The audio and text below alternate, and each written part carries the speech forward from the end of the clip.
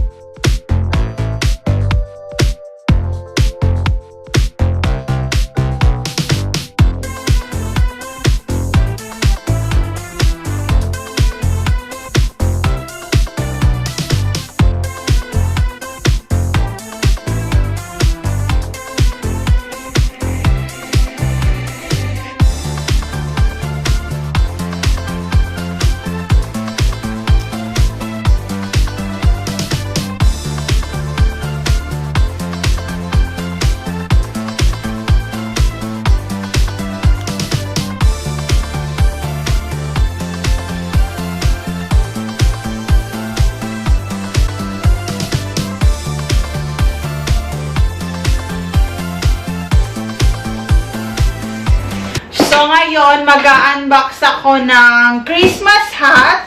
So, ngayon, bubuksan ko na siya. And I'm so excited.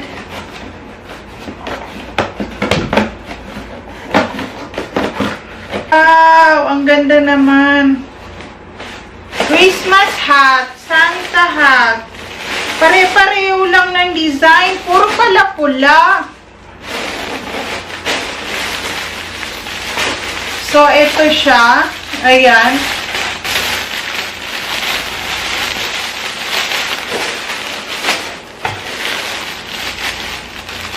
Tig-isa kami. Wala palang, kala ko may design. Wala palang design. Ganito lang siya.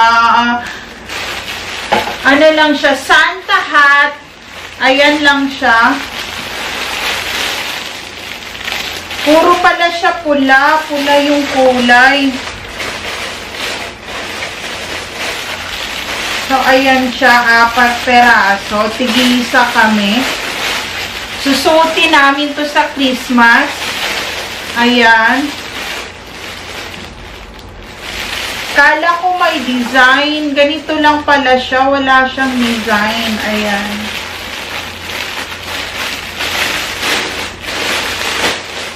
So, ayun lang. And sana nagustuhan nyo itong aking unboxing na. So, meron lang akong gustong i-share kasi ngayon, bumili na naman ako ng panibagong memory na naman. Kasi nga, ang problema talaga sa akin, lagi ako nasisiraan ng mga memory card talaga ng camera ko, ganyan. Tapos, yung huli na memory card ko na nasira, yung memory card na ganito, na memory card ng camera ko na nasira, may mga video pa akong nandoon talaga sa memory card na to, memory card na yon. Tapos hindi ko pa siya na-edit and I'm so sad. Sobrang nalungkot talaga ako kasi hindi ko pa na-edit yung video, tapos bigla na siyang na-corrupt yung mga videos doon. So ang dami talaga nung video na yun na hindi ko na-edit, kaya nakakalungkot talaga kasi may mga times na hindi ko agad nata-transfer sa laptop yung mga videos and na-stuck lang sila sa memory, and pag nakurap yung memory at hindi na mabuksan, ayun, na lahat ng video na nalagay sa memory, wala na talaga. Kaya kung meron kayong memory card, agad-agad nyong i-transfer sa laptop yung mga videos para hindi ma-corrupt and hindi ma-flash out or hindi mawala yung mga video. So, ayun, gusto ko lang i-share ang about sa memory na ng camera, bakit laging nako-corrupt. So, ayun lang.